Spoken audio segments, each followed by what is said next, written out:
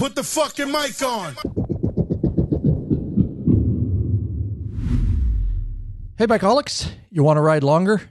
Are you tired of a sore and achy ass? Too fucking bad. Deal with it. Okay.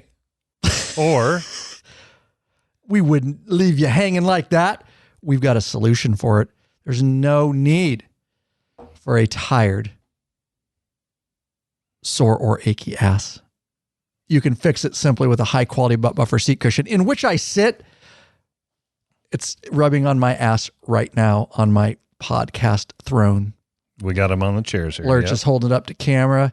We've got him in studio. Lurch, his ass is smiling. If an ass could smile, I suppose it is. His cheeks are smiling. It's happy. Because he's sitting on one too. I'm telling you, there's no reason, guys. Fix it with a high-quality butt buffer seat cushion. And it's simple. Head over to lawabidingbiker.com/store and check out our full line of butt buffer seat cushions. I got mail. Yay! I got mail. Yay! Lurch. Yes, buddy. What do you got? Well, I've got a product review for us here today. I'd like to sprinkle those in here and there. This is from Ray Cello. He left a 5-star review for the Stealth Port, battery charging and accessory port. In particular, he got the tank bolt mount. And here's what he has to say about it.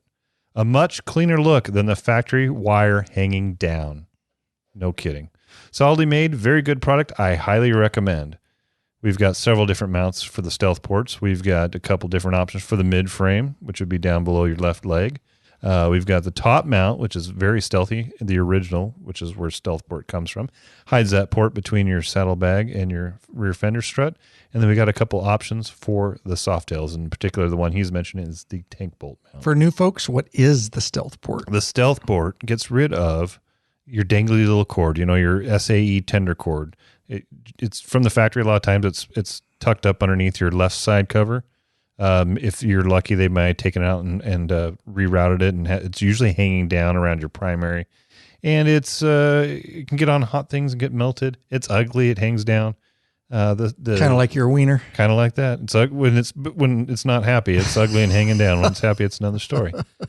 But the Stealth port, charging port and accessory port gets rid of that dangly cord, and it creates a solid mount. And we've got some different options. It just cleans it up. It makes it easier to plug in. And great thing too with the mid frame is you can use a Gerbing, which we sell in our store, SAE to barrel adapter, so you can plug your heated gear in there. So it's kind of multifaceted. Cleans up the charging port for your battery tender, and also you can use it to power your heated gear if you want. Great invention. It sells itself. It's one of those products that we have basically sold them out of, but he's doing good. They're doing good with stock, but we've got them. We've got a lot. They're but printing their butts off. We frickin' moved those things again because it's a product. It solves a common problem at an affordable price, and it's high quality. And when we get a product like that, bikers are like, well, that's a no-brainer. I've hated that frickin' stupid factory pigtail hanging out and dirty and corroded and melting on my pipe. And here, and a great American company. So you're supporting and you're supporting us because we're carrying those right in the Law Abiding Biker store, of course. We've got them in stock right now. Ship them to you lickety-split. And we got a few patrons in the private chat here that are mentioning that they have them. Gary Jackson says 5 stars from me as well for the Stealth port. No more melted cover. Matt Haywood's in there as well, and he said he's had one on his bike for a year. Great investment. Nice. Matt Haywood in the chat. We've got another video. I'm just telling him live. Yeah. We're going to be uploading. We just shot it today. I'll try to upload it to Frame. He knows what that means tonight.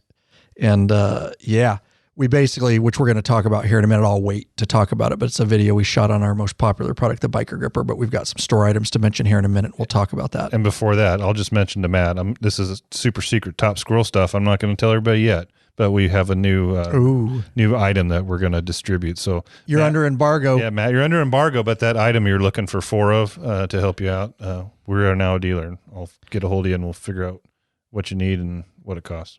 There you go. Sweet. Oh yeah, Hogworks builds motorcycle parts the way bikers want them. Clean fit, quality finish, Oh, and customer service that actually answers. Yep, you better believe we run their gear on our own motorcycles. Check out our full selection of Hogworks products in the Law Abiding Biker store. We're so happy to have Hogworks as a sponsor, and we're so happy to be adding many of their products to the Law Abiding Biker store. If you don't see us in our store yet, hit us up. We are a reseller, and we can get it for you. Hey, Bikeaholics, 03D has a wide variety of innovative products for your Harley-Davidson and a brand new line for the all-new Honda Goldwing named Gold Strike. I like gold. Top quality, affordable chrome lighting and comfort products. Sierra Gold Strike are the motorcycle LED lighting innovators for CAN bus plug-and-play system compatibility. Head over to lawabidingbiker.com/store. Check out our full line of 03D products. Lurch has some new... Oh, by the way, just mention up front, we are in the process, if you guys didn't see, we're going to mention this, of hiring. We've talked about it for some time, but we are actively seeking a store manager. Assistant store manager with growth track within 1 year to full store manager position. We are growing so fast. We need somebody, and a lot of opportunity, a lot of fun. We've already did a separate podcast episode on it, so go back in your feed and find it. It'll say something about store manager. I also did a YouTube video on it, and you can apply, all the instructions are in the video and the podcast. So, if that's something you are interested in, I think it's a great opportunity and a great position. We'd like to bring somebody onto the team. You get to be around motorcycles, and it's a lot of work too, but a lot of fun, YouTube videos, podcasting, riding motorcycles, playing with motorcycle parts, getting all kinds of, stuff I don't use. You can have it for free and give lots of parts away to people. And so we think it's a good, and we're looking forward going into 2026 here, getting somebody on board. We've got some applicants already. We're in the process. So don't hesitate if you want to get in the pool. And if you don't, but you know somebody that would be a good fit, please spread the word. There you go. Give them that podcast episode or give them the YouTube link, and it'll give them an idea what they need to do ASAP to get in the pool. So speaking of the store manager, what you got some stuff you want to talk about here as far as Law Abiding Biker store items, right? Yeah, you've got a video coming out on this, bit of an update to what we've been doing with the Biker Gripper, but I'll mention it here. We have 2 new heads. We have a wireless charging head, which isn't truly wireless because you have to plug it into your bike. There's no such thing in the world. But it is a MagSafe, right? So you could have a permanent plug-in, and you can put your phone in the charging in the head, and if you've got a MagSafe phone, it will charge. We've also added an advanced vibration head. There's nothing wrong with the tried and true standard head. I still run it on my bike. We run it on our adventure bikes and dirt bikes, but they have added an extra layer of anti-vibration on this particular head. So it costs a few more bucks. So if you're, concerned about your camera or whatnot, you could step up to that advanced vibration head if you like. And then we've added Wilbur's front cartridge kits to our options of Wilbur's. We originally just had the springs and the rear suspension. Now we have the front cartridge kits as well as the rear suspension. So if you want to take it even further, you can go with the front cartridge kit. Awesome. Do you want to say something? I suppose we should about the, I'm just jumping up to the top here, Patron Ride and Meetup 2026 info. I'll do this, and then Lurch has some additional information because he's got some context. So this is exciting. Things are coming together. The official 2026 Law Abiding Biker Patron Ride and Meetup event, Sunday, July 26th, meet in Henrietta, New York at around 11 a.m. Undisclosed location at this time. That will be forthcoming for security reasons. Of course, as always, we'll have a meet and greet for an hour. That's always fun. Kickstands will be up at noon for an easy 1 to 1.5 hour ride into Buffalo, New York area to an undisclosed location for the meal and social event, and we will lead you to that location as always. The event will end our part at about 5 p.m. Of course, a lot of the patron members after the main event go on to do secondary events at different locations, but that they organize that amongst themselves within the private Facebook group. You must be a mid-tier or above patron member no later than April 1st, 2026. So get signed up ASAP. Only place you can do that is lawabidingbiker.com/2026 meetup. All one word, no spaces, no dashes, /2026 meetup. You can't sign up anywhere else, not in the private Facebook group or elsewhere. That was just, we put it in the private Facebook group just to start a group chat. So if you guys do want to plan those secondary events or you want to meet and share hotel rooms, that's just a conversation piece, but you do not sign up there. You can only sign up at that link I gave you.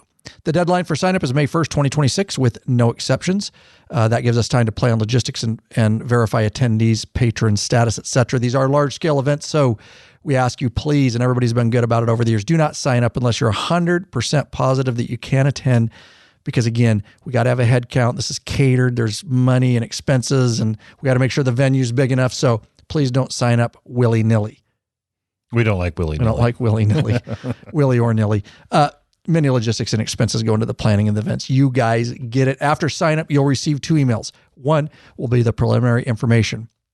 The second email is an email list opt-in. You must, did you hear me? You must opt into that email list, as that is the only way we will be communicating with you leading up to the event. If you do not see that email, please check your junk spam folder, as it will likely be there. After the sign-up deadline of May 1st, shortly after, you'll receive an email with some updated information about the event. The final email will be sent to you the day before the actual event with the morning meetup location. Again, get signed up, lawabidingbiker.com/2026 meetup. We hope to see you there. So if I'm you, and a lot of the patron members already know how this works, but I'm just for, if you're new and you're like, I want to attend my first sanctioned Law Abiding Biker media official event.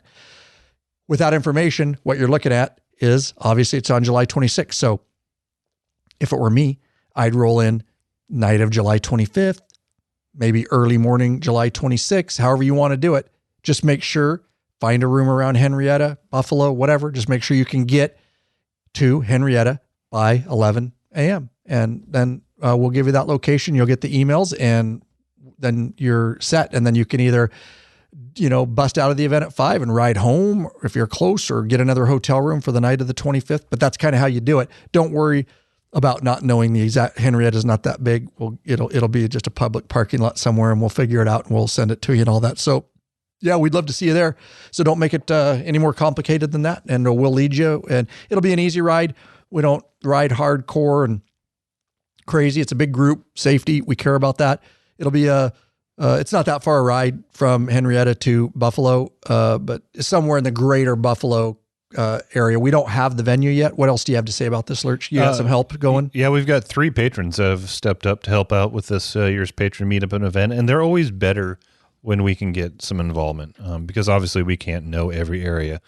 The Canada one, this last Canada one, was a great example. We ended up at a beautiful place that I wouldn't have known of if it wasn't for a patron. So we've got 3 patrons helping out. They're going to help us out with the meetup location as scenic as a ride as we can get between Henrietta and Buffalo, and then some socializing and eating somewhere in Buffalo.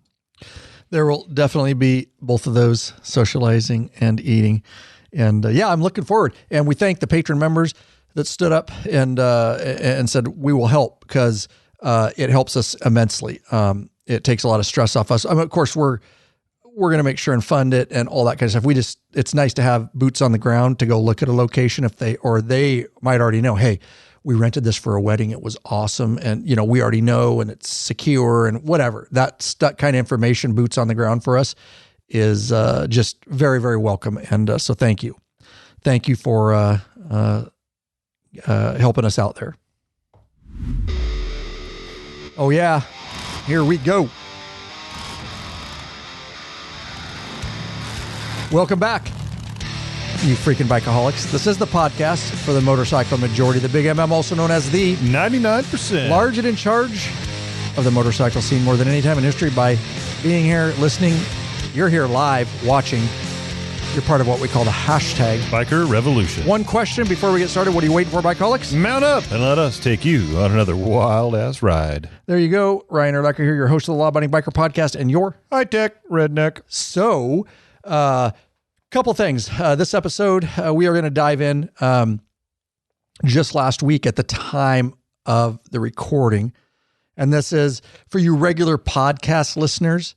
If you're new to the podcast and you're just listening on Apple Podcasts or something like that, you're getting just the audio version. A lot of times we do these also live broadcasts and live chat. It's video, and our patron members are here live, and we're chatting with them and we're interacting. And so this is a live video broadcast and chat. If you want access to that, then get over and get signed up as a patron member, mid-tier or above. That can always be found over at lawabidingbiker.com/Patreon, Patreon. And so I just got back last week from the Los Angeles, California area at the time of recording. This will be really old a bit. Well, no, we're going to push this out pretty quick because it's time sensitive, but yeah, the beginning of the year when all the new model launches, we're busy. We're busy, and they get pushed forward. So this one will be out, timely. Yep. Very good. So I was down there for Indian Motorcycles, flew me down there, and I got to be, it's their 125th year anniversary. We'll talk about that. Some people are already.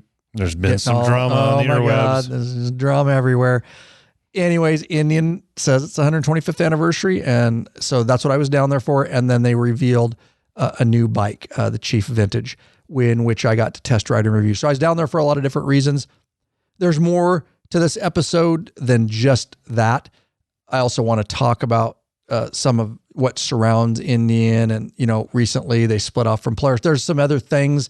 I'm actually really excited for Indian for going into 2026 here. I think there's going to be some big changes. I have some insight a little bit into that just from some of the folks I talked to, and the new CEO was down there at the event with us. And so I got a lot of inside access and information. So I'm going to share that, of course, my review of the Vintage.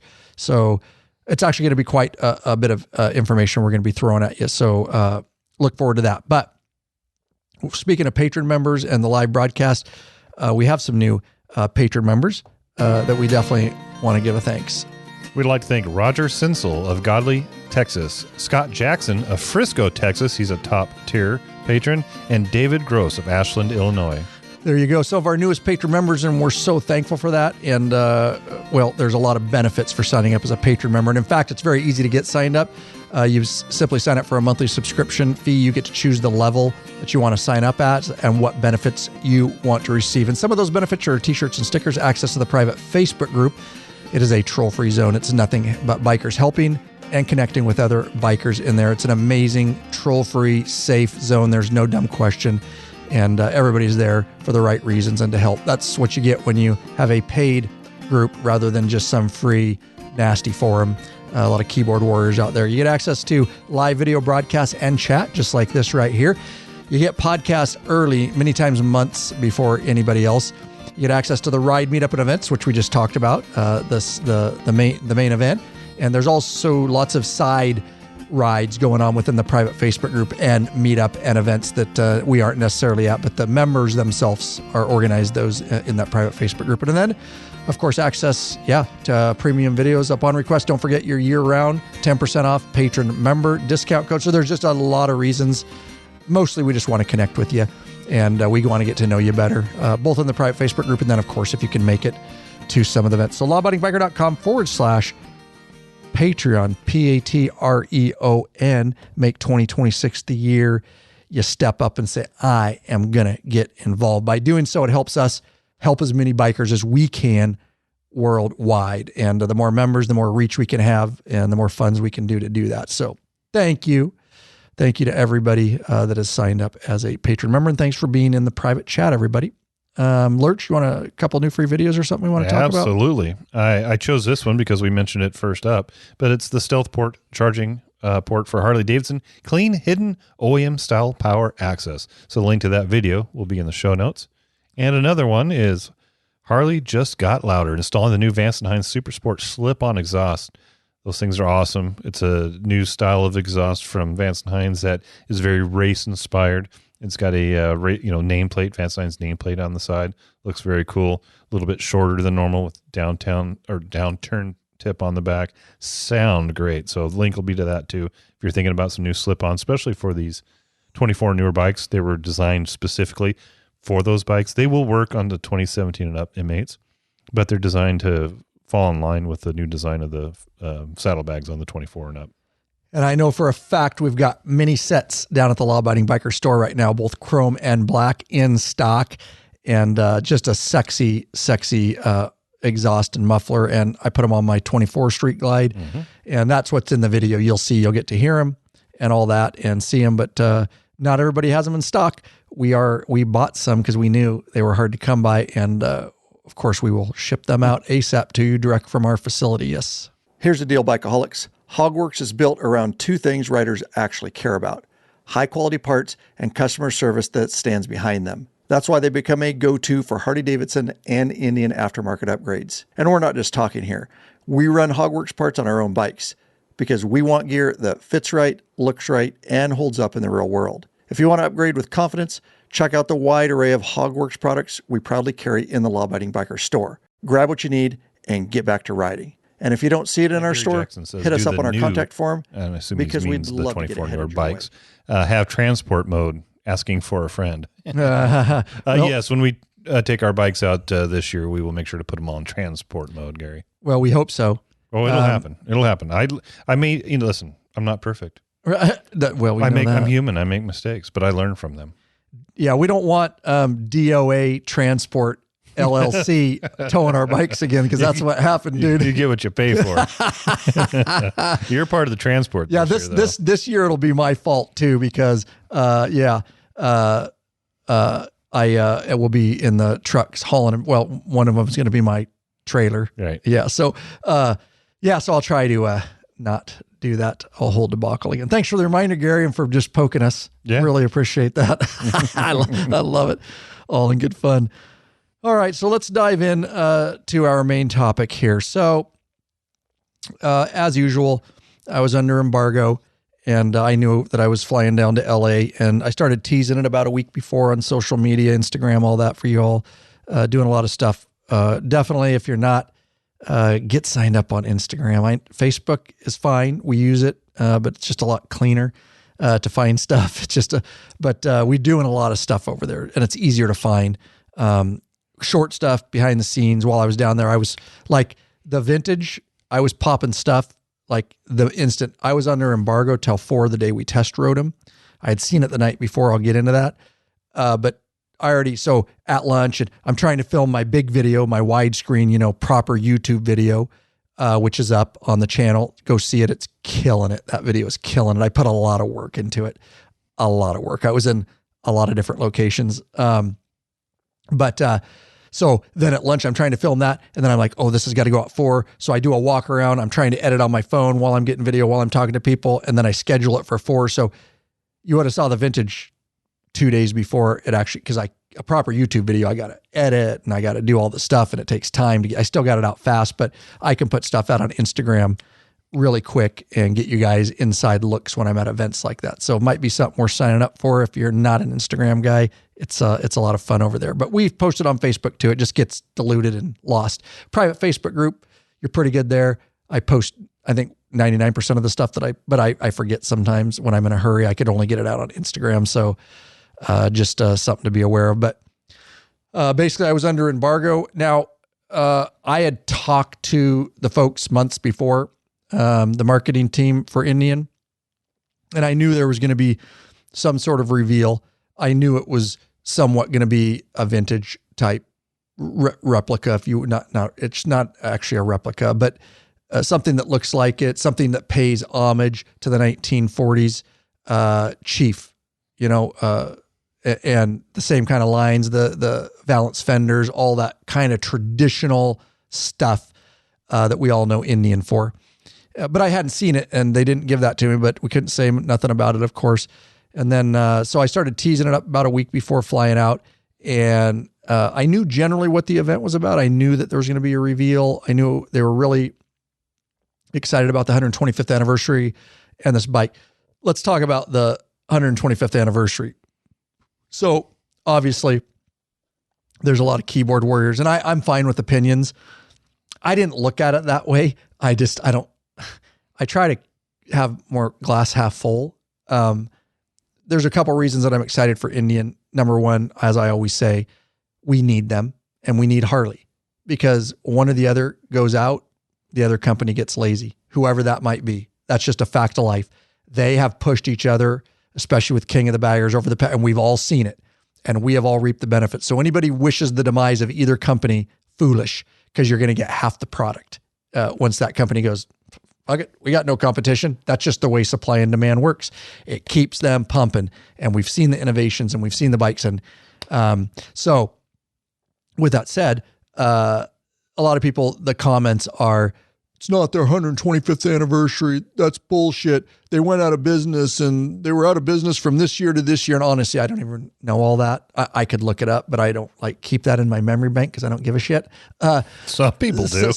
Apparently people do. They weren't mad at me. They were just dogging on the comments. And I'm like, that's not what this video is about. It's like, let's celebrate that whatever years they've been in business. If you want to do it that way, let's be glad that they came back.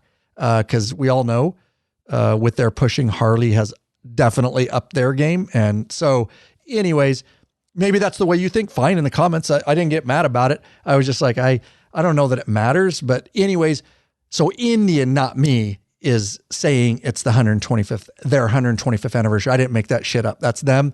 And it's all over their website and it's all over their videos. So that is what it is. So nothing I can do about that. So they are full on 125th. And the coolest thing is that they just, it's going to finalize here this spring, shortly, probably in a month or so, where they will officially be out from under Polaris. So that will give them the opportunity to, in my opinion, really, really go hard charging. You could tell from the vibe. I was around like a lot of Indian inside folks and designers, and the CEO was down there hanging out with us. And I just got a vibe that there's excitement in that company that was palpable. And the smiles and the happiness. And I think they are so glad to be out from under Polaris that they can go now. And this was like this vintage was their first go. And of course it's been in development before this took place, but nonetheless, this was their, hey, here we are and we're coming after you and we're going to do our thing. And we don't have all the red tape now. And we've got a little more flexibility with Carolwood LP, which is the investor that bought majority shares or owns majority shares now of Indian. They're their own brand now. They're not dealing with side-by-sides and snowmobiles. The motorcycle people can focus on creating really good motorcycles. And they put on a awesome event. So basically I flew down a little bit early, as I always do. It's just the way I do things. I like to put a lot into my videos and I probably overwork myself, but we think the way we do videos is different than other channels. And we want to stay true to how I like to do things. And so I need to get down there. I need to feel the vibe. I need to get my thoughts together. I mean, I memorize specs and I think the day before the bike was revealed, they finally sent me all the specs. So I'm memorizing and I'm looking and I'm trying to see what differences. And so I can really, when I'm on the bike, I can give you guys the information that's useful for you as a consumer to understand if this bike's the right bike for you. And I also put a lot of creativity into it. I went down to Hollywood and went up into the Hollywood Hills. I just ad-lib this stuff. I start exploring cities. I've got time. I get Lime scooters. I Uber around. I've got film gear on. And I start thinking about what I'm going to do and what does the 125th mean? And I kind of go deep with stuff. I try to think out of a deeper level than just, let's put a GoPro on my helmet and go walk around this bike and ride it and tell you how cool it is. I like to know everything that's surrounding, especially Indian and the changes and all that. So I did kind of my opener in the Hollywood Hills hiking. And then that night was the event. I got back. By the way, Hollywood is, I don't mean to get on a tangent, but I'm going to. Oh yeah. You sent me some pictures, kind of a dump. And I'm sorry if you're from there. I actually feel sorry that city and a lot of California cities, without getting political, what a absolute dump. It was like 20 years since I've been there. To me, it was like unrecognizable. The filth. Seattle smelled like urine. Yeah, Seattle. We live next 2 hours from Seattle. The same thing. Yeah. Just went to. It's horrible. I don't even know All right. Enough said. If you've been there lately, you might know what I'm saying. It needs serious revamping, and it's just, not cool to visit. I went up in the Hollywood Hills and went hiking. I was like, I'm out of here. I mean, even downtown where the stars are on the sidewalk, it's just filthy, absolutely filthy. And the smells. Okay. Hollywood Hills. I went, I just went there cause I was there and I was like, I'm going to go scooter around. At least I haven't been here in 20 years. And I was like, yeah, it didn't last very long. I'm getting out of this city, dude. I'm going up in those mountains right there. I actually went up by the Hollywood sign and got drone footage of it. Yeah. That was my own drone footage. When you guys see the Hollywood, I was right by it. So that night, we went back and, this was the bike reveal. We were staying at Universal City right next to the big Universal theme park and all that stuff, at the Sheraton. Got back. They shuttled us to the Peterson Automotive Museum. That's cool. Whew. Dude, I should know these things, but I knew I was going. And once they told me, then I looked it up. I was like, oh, fuck. You're a bike guy. I wouldn't necessarily put you in the car and truck, classic car and truck realm. Definitely a bike guy. Yeah. So you probably, not knowing a lot about the Peterson Museum, I would imagine that you were pretty in awe when you got to see all that stuff. I was. Yeah. A lot of cool stuff there. Hell yeah, dude. Of all kinds, cars, trucks, bikes. Dude, the only thing I kinds of stuff. saw that was the coolest. Automotive. I like the old stuff. But dude, I got to see the Mystery Machine. Yeah, isn't that and cool? I got it's on my video. A lot of movie stuff too. And the Back to the Future car, dude. Yep. Oh, the actual, that was badass. So yeah, that place is known worldwide. That's a very prestigious automotive museum. And if you're ever in that area, I definitely say it's a definite stop by. It's nice. It's kind of where, history and art and innovation all kind of meet together. And there's a lot of great stuff. You need some time to walk around. It's bigger than I thought. And we were more focused on the event. Of course, there's motorcycles, old, antique motorcycles and things like that to look at. But they basically took it over, Indian did.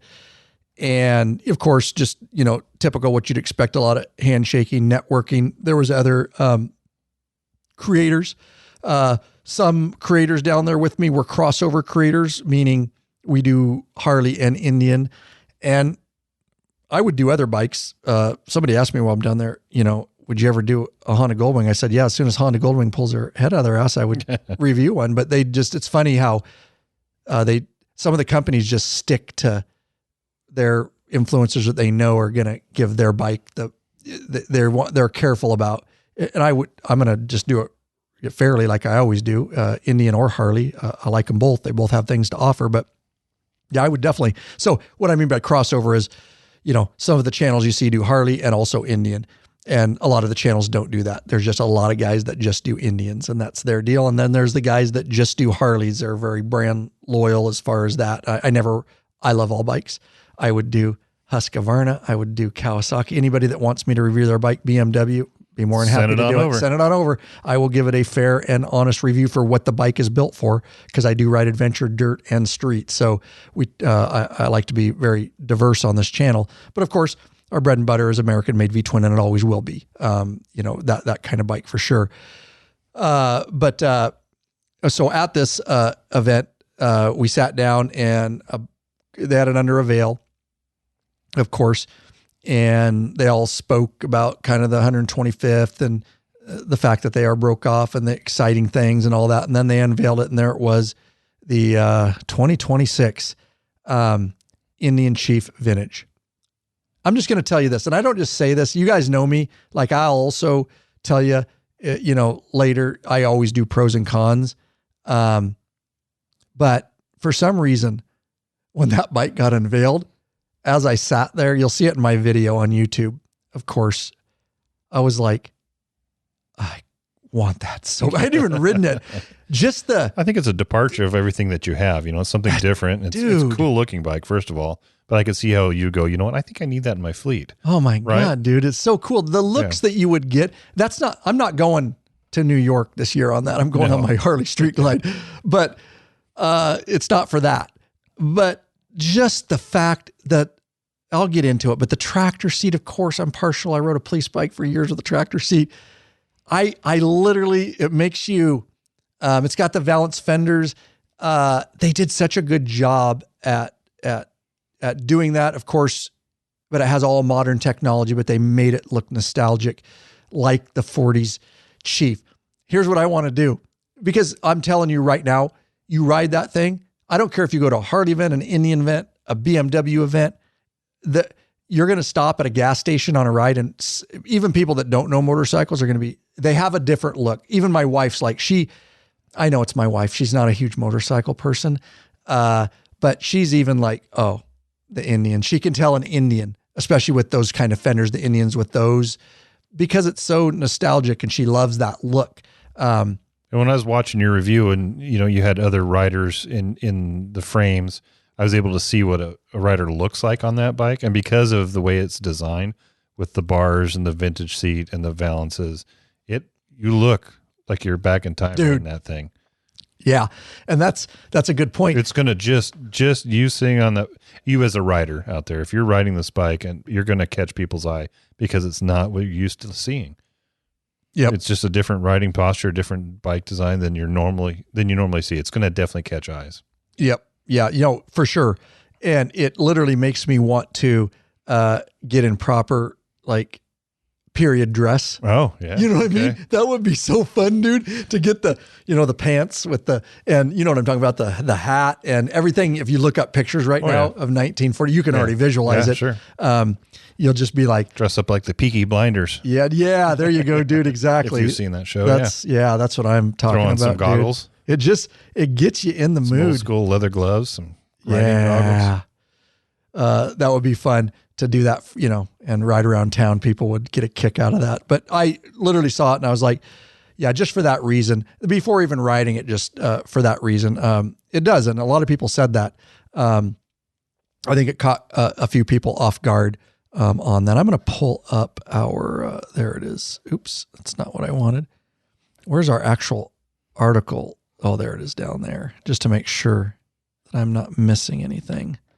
Okay, so they unveiled it and we had our, get together and hobnob and all that. And then it was shuttled back to the hotel after the Peterson Museum. But I would get another night in the Peterson Museum, which was cool. At this point, this event was pretty small. It was for the phase one, basically, of their promotion. And that was all of us creators. They realized the power, as Harley does now too, of where people are going for their information. They're not going to magazines and they're not going to the old motorcycle media. Although those folks, no offense, they're still somewhat in business. Your old, motorcycle writers and that write articles and stuff, but that stuff's really your legacy. There you go. Media. Yeah. It's still kind of there, but they're kind of separate from us at events. And even a lot of them have moved to YouTube. They have. They still do it, but they're like, I better start a channel. Yeah. So these companies are really in tune. And so they treat us pretty well and get us in first and get us access because they know that is where people are tuning into. So it was kind of just us. The next morning from the Sheraton, they had brought in all the bikes because it had been unveiled now. We still were under embargo. So we could film it, but it was 4 p.m. the next day, the ride day. It was 4 p.m. Pacific time that we could actually, the embargo was lifted. So we had all seen it. We were already filming it. We're excited about it, but we want to share it, but we can't. So I really wanted to send out, pictures, but I would never break an embargo, obviously, for any company that I do stuff for. But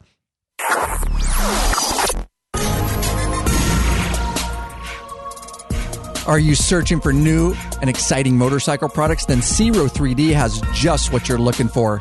Check out their wide variety of innovative products for Harley-Davidson motorcycles. Zero 3D's got your back with chrome, lighting, and comfort products. No modifying, cutting, grinding, or welding for a super easy installation. That equals less time installing, guys, more time riding. Zero 3D has a design team with over 40 years experience with a passion for design and innovation. These guys are bikers and care about bikers just like you guys. That's right. They pride themselves on the best of customer service. Got a question? Get in touch with them via email, sales@zero3d.com, or give them a call at 715-808-0027. Zero 3D is distributed in the United States by Drag Specialties, in Europe by Parts Europe and Zodiac, and in Asia by Twin Art. Of course, don't forget to check your Harley-Davidson dealership and ask for Ciro parts.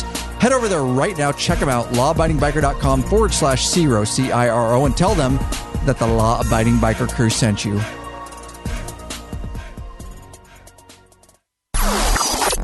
We got on that morning and unfortunately looked like some rain. The one day in LA it rained. But all week we're like, son of a bitch, really, because it was so nice. It was like 65 degrees down there while I was there, which was really nice. All week here, it had been like high of 35 degrees. It's been soft. Yeah. It's been cold. I'm not complaining. We had an inversion. It was dark. It was gray. Yeah. It was nasty. It was downright depressing, to be honest with you. Damn right depressing. Because I can handle the cold. We usually have cold weather here, but we get sunshine. If the sun's out, it helps a lot. But the sun was gone for a week straight. But all the folks that are dealing with storms and real cold, I don't want to make it sound like, I'm just saying it was nice to get in the warm weather. Yeah, it was nice to get out of it and get in the warm weather for a few days. It was very welcome. So like 65 degrees that day. I had the opportunity going down they also had the RT, Scout RT. They got late 25, got released. Cool bike. My intent was to ride both, to ride the Chief half day and the Scout. But it's just the way I work, and I tell Lurch, and I fight with myself sometimes. I just want to really do a good job on my bike reviews.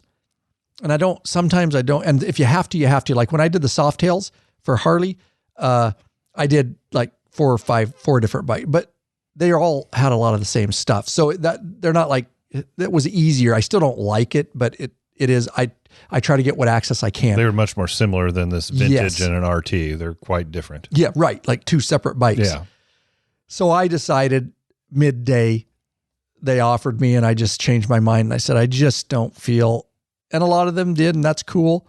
I just get more involved in my videos, I feel like, and I just needed to give it proper review. I needed the full day with it. So I stayed on one bike. There are other channels that did the RT, so go check them out if you're interested in the Scout RT. But I was more interested in this because the Scout RT is a bit old information now. It was late 25. So people have already done a ton of videos on it. So I just felt like this is the bike that I need to review. So we rode. They rode us through all the hills around LA. There's some beautiful curvy roads. There's some beautiful areas to ride in California, of course. And so now I want to kind of remember I had all day with this bike. And I did feel like of course I'd like to have it for a month.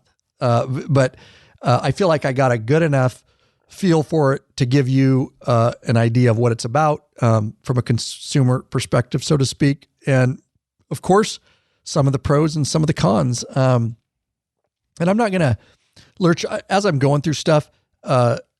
Just look at this and ask me questions if I skip stuff. Okay. Cause I would rather just go off my memory and kind of give you, instead of going off notes here, folks, I want to, it's in my mind still. So the first thing I'll say, that I noted is this bike is low, which is a good thing. And I think the seat height sits at 28 inches. So I'm 5'8". I have an inseam of 30 and I'm flat footed and then some. I mean, my knees are actually bent. So this is a lower bike. So if you are a shorter rider, that's a really good deal. So that seat height is really good. Was I right on the seat height? 27 is what you have in your 27. It's the lean angle. Yeah, 27. Thank you for correcting that. So low bike, even some shorter females were on it and their knees were bent. And so, balanced very well because it's so low. It's also, it kind of feels toyish. Coming in at 751 pounds wet or 721 pounds wet. I do know it's 721 wet.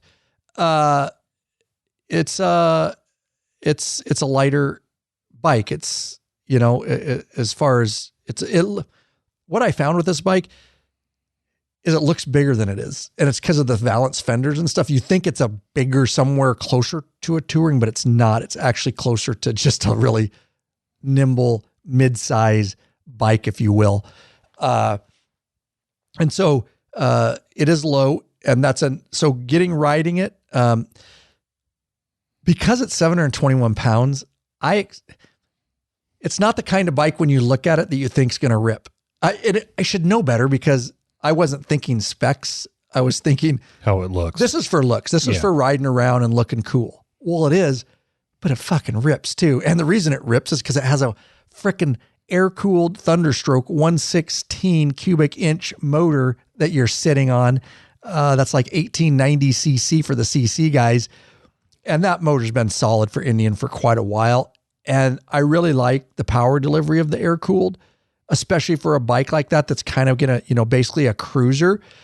You've got, I believe, with the vintage look, it makes more sense. You wouldn't want a big radiator on the front. No. But the air-cooled V-twin makes it look proper. And you want to feel that V-twin, right? Absolutely. Yeah, I agree. No, that would have screwed it up for sure. So traditional air-cooled and torque, I believe it's 120 foot-pounds at 2,900 RPM. So it's basically that, what we're used to. It's that lower range torque band with that roll-on power that everybody knows, that when you roll it at 29, it's that nice, smooth, sit you back in your seat, not overly torquey, but plenty of power. Indian doesn't list their horsepower on the Thunderstroke, but probably around 90 would be my guess, from stuff I've read. But just everybody knows the Thunderstroke. So at a 721 pound bike with that big motor, it will throw you back in your seat. And there is a fun factor there. It definitely made me smile. And then I started realizing, well, duh, Ryan, this is not just for looks. This thing can rip too. So one of the limitations with a bike like that, it's not just this bike. It is one of the things to be aware of. You can call it a con if you want. I always do pluses and minuses. I also ride pretty hard and I corner hard. I'm not afraid to lean a bike really quick. And I'm not afraid of holding my line in my corners. And so it's got floorboards, which is cool for comfort factor. But you've only got 28 degrees of lean angle, which Harley has competing models that are close to that. Something like our Street Glides are like at 32 degrees. So it's not a lot of lean angle. So with that said, I'm in the floorboards pretty quick. Does that matter? No. I mean, this bike is, if you want to go fast in the corners, then go get my Dyna Lowrider S, where you have more lean angle, where you really want to push it. Just like a Street Glide, I'm going to have to know my limitations and where my floorboards are and where my supports are. And I'm not, and know when I'm getting into them and to get out of them. Same with this bike. But it wasn't made for that necessarily. It wasn't made for the most aggressive cornering bike in the market. That's not its intent. But if it had more lean angle, it could do a lot more for sure.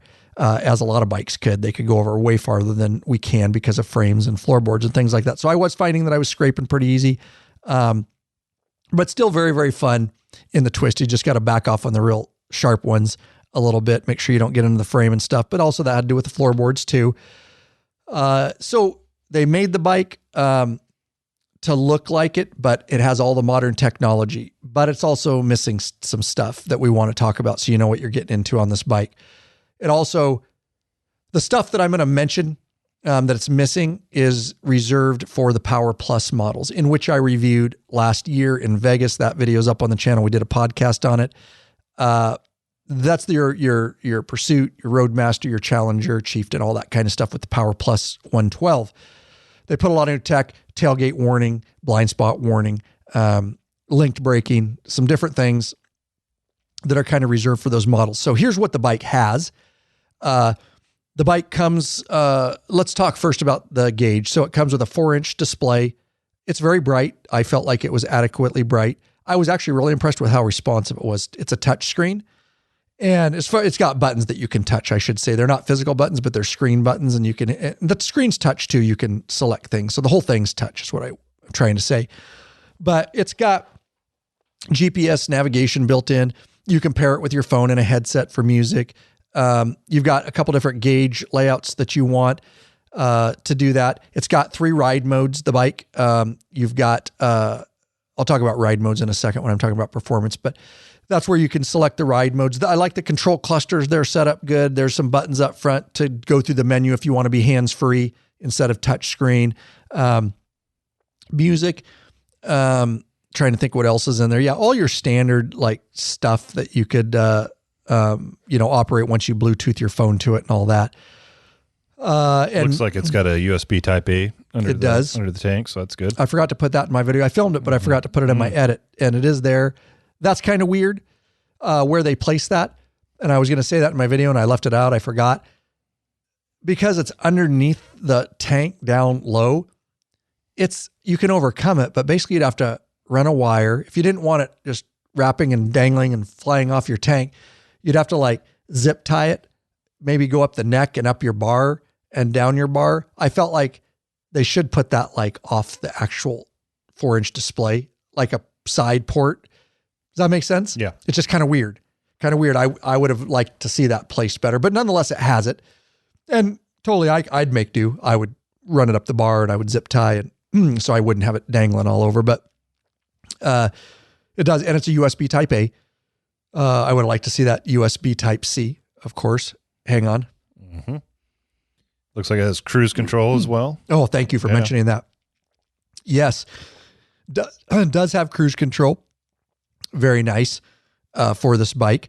And we'll talk a little bit more about touring in a little bit. Let's get into ride modes. So the bike coming with touring, road, and sport. Mm-hmm. And they do make a big difference. And of course, I kicked mine in sport. I had tried the others, but I was like, sport's for me. I find that hard to believe. I bet you do. I will tell you this, not coming with rain mode, which is weird. Because the other bikes come with a rain mode, the Power Plus again. And it was raining that day and it was greasy. I don't use rain mode, but I know a lot of riders do. And I like it there for people that aren't comfortable riding in those conditions because it can save a lot of bikes going down in live. So please use it. But if you put it in touring, that's going to dumb down the power to the rear wheel. It does a lot. So that's going to be helpful if you're not in sport mode, but it doesn't have a rain mode. It does not have traction control.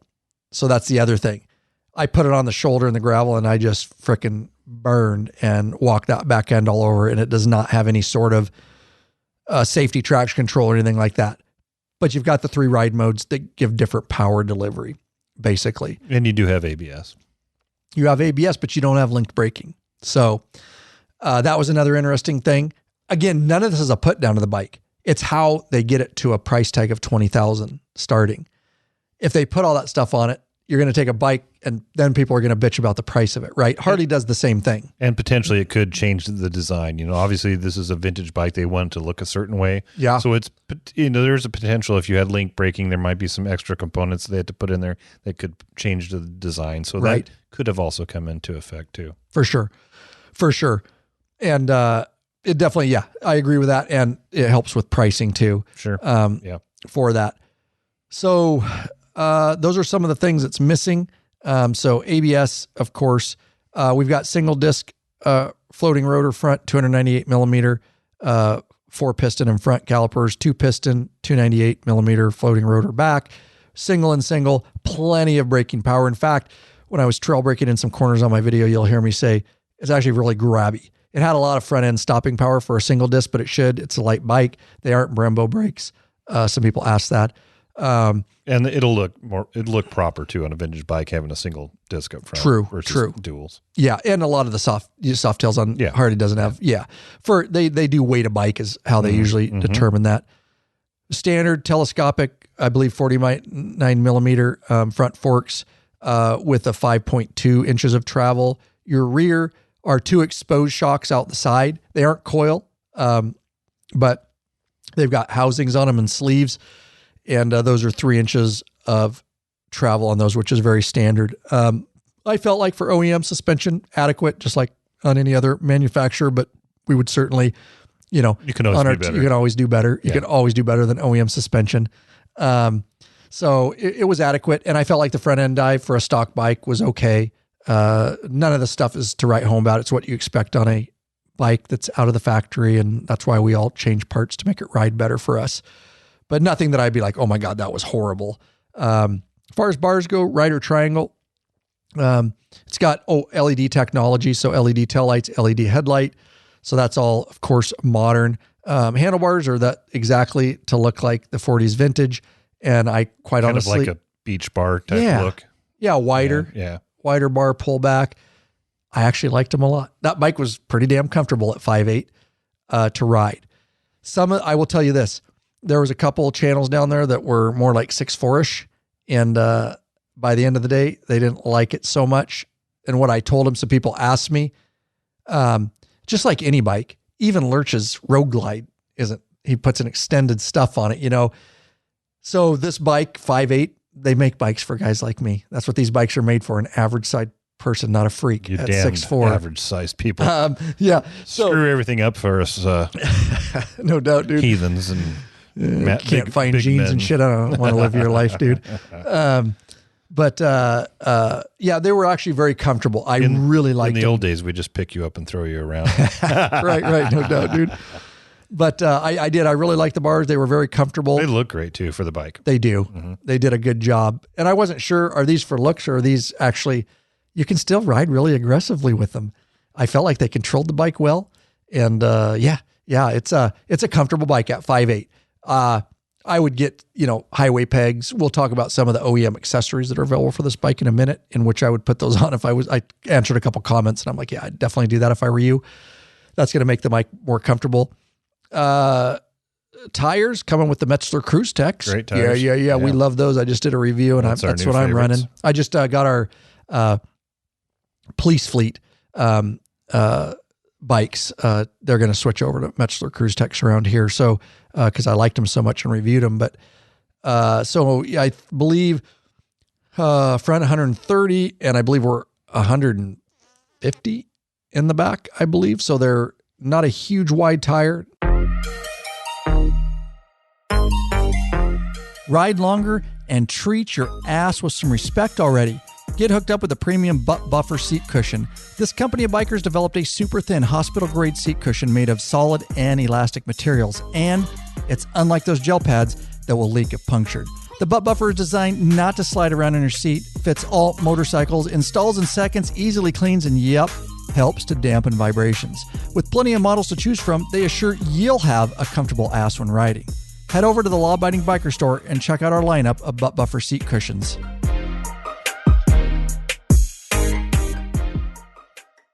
Alert says I got it right. So from the notes here.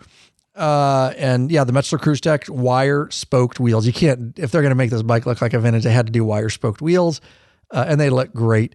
And those smaller tires that aren't so wide make it why it's a lot more nimble. And transition, I could really throw that thing back and forth. Like, it was effortless to just, you didn't really have to give a ton of input into corners, just lean her on over. There wasn't a ton of push on the bars. Then I could whip it right back up and over again. It felt so easy to ride that thing through the twisties. Again, staying within limitations of clearance and all that, lean angle, I should say, and all that. Tractor seat.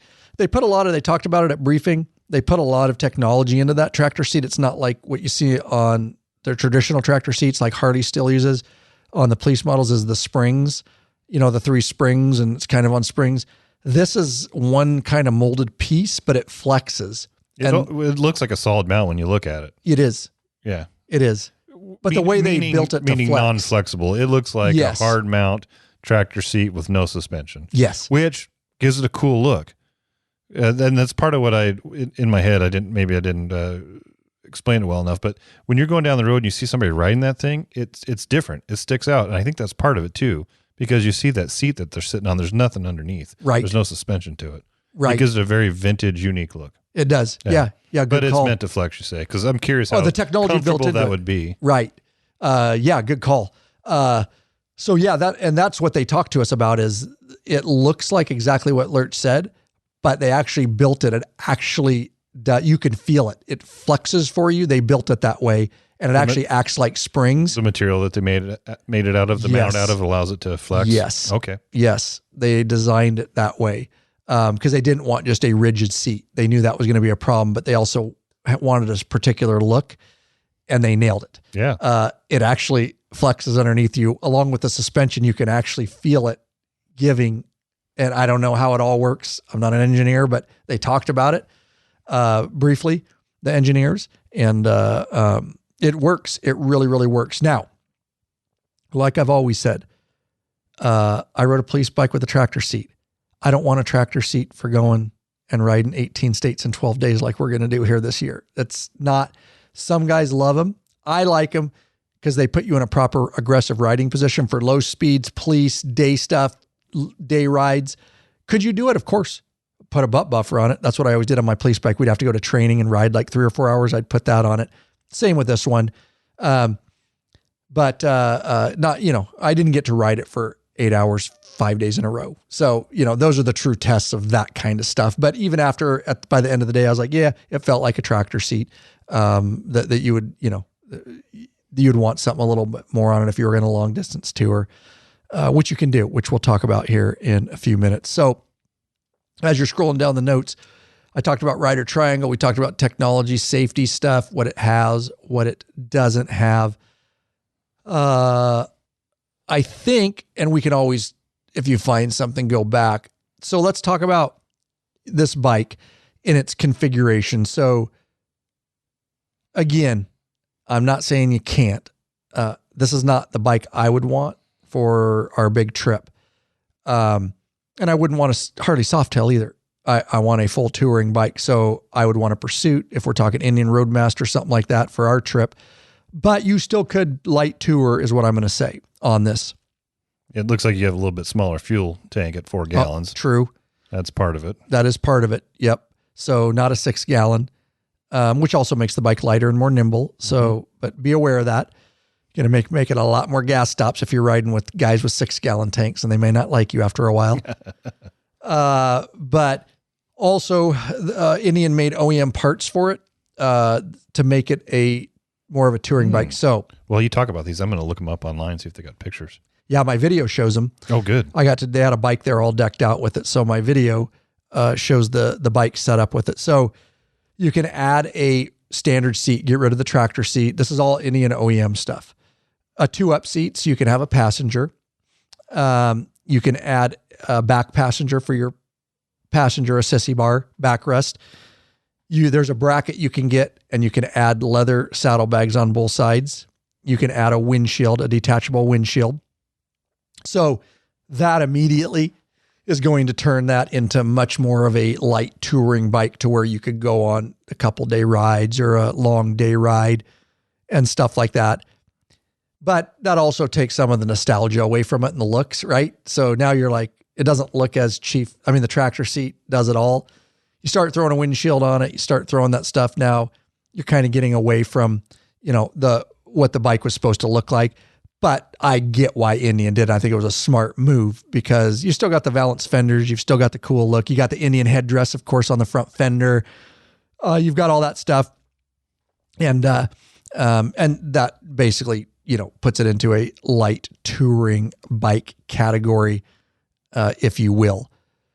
So did you find some pictures of it, Lurch? Yeah, just looking at the 2-up seat. It's not bad. It definitely takes away the vintage look because that tractor seat, like I said, looks solid mounted.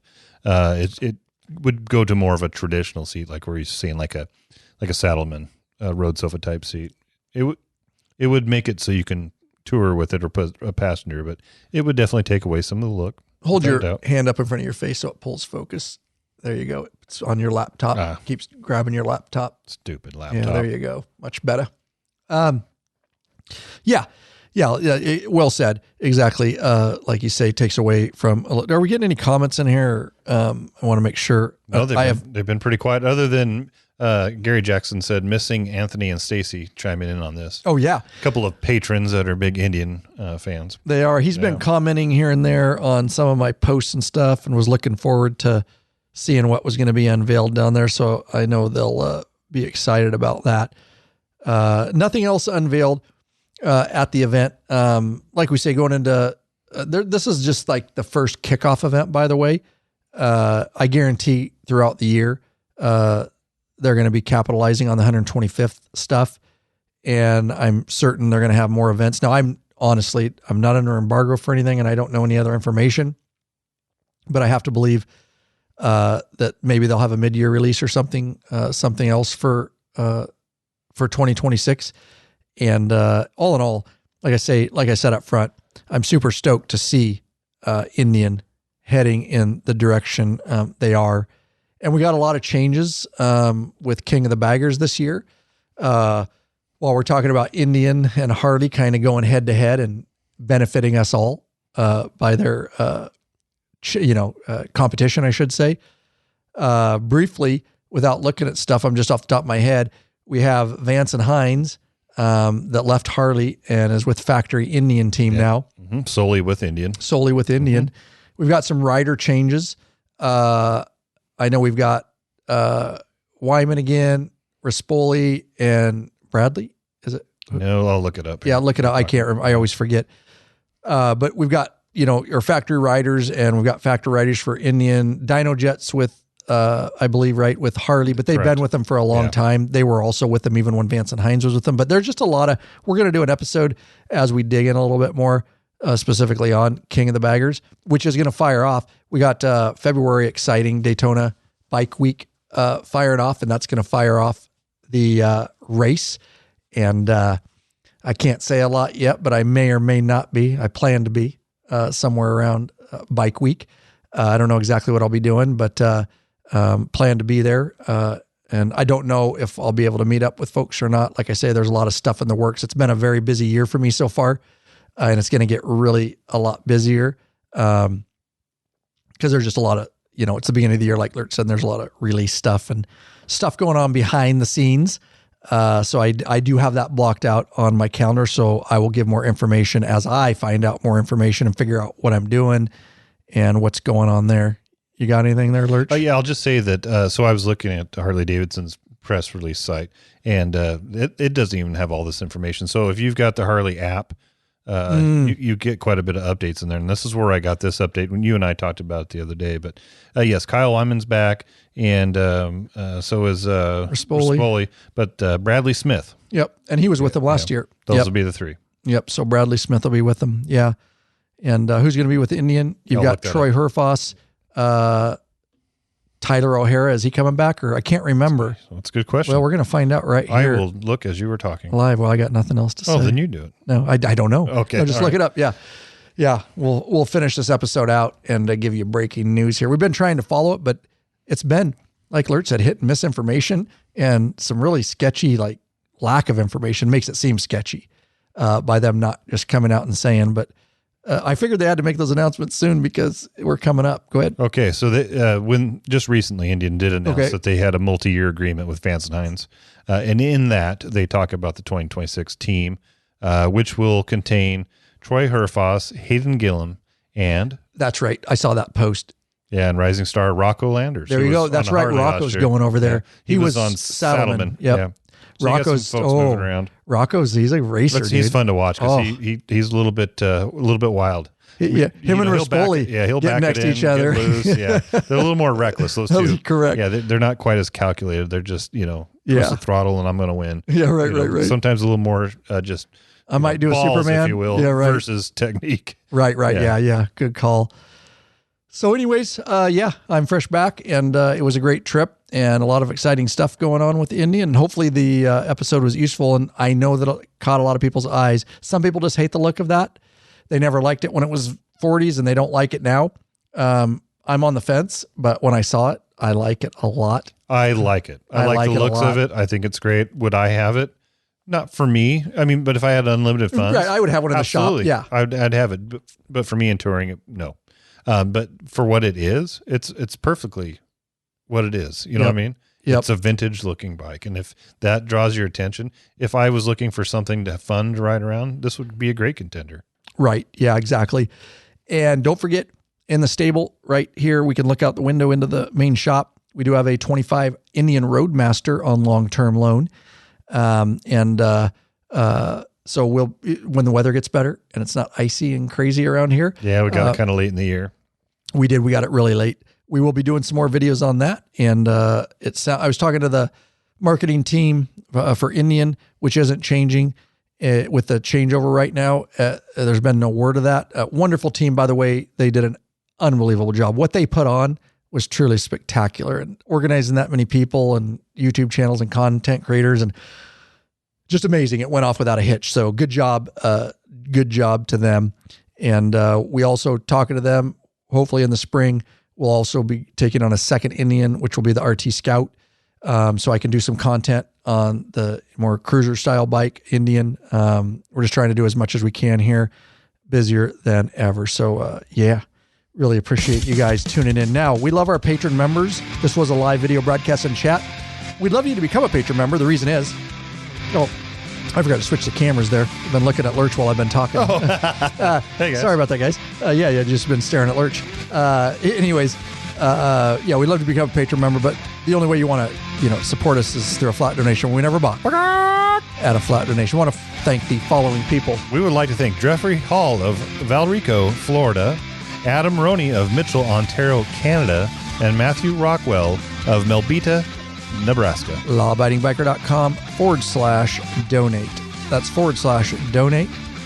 Yep. You can leave a flat donation. Helps put a little fuel in the Law Abiding Biker gas tank. So we can keep this thing running on down the road. There you go, guys. Don't forget, if you haven't heard, we are in the process. We spend a lot of money. So patron funds help a lot to completely overhaul the main, not the store website. That's good to go, but the main Law Abiding Biker website, because every video we do, every podcast we do, every video and article also goes with it on that website. And, it costs a lot to run this operation. And so we ran ads on the website for many years. About a month ago, we turned off ads. We want to clean it up, but we also lose income by doing that. But we're hoping by redesigning the website, we want it to make a really good place for bikers to go. And we're always under the impression that people are going to help us out. Thus, patron members. Like, we're going to get more patron members if we do stuff like that.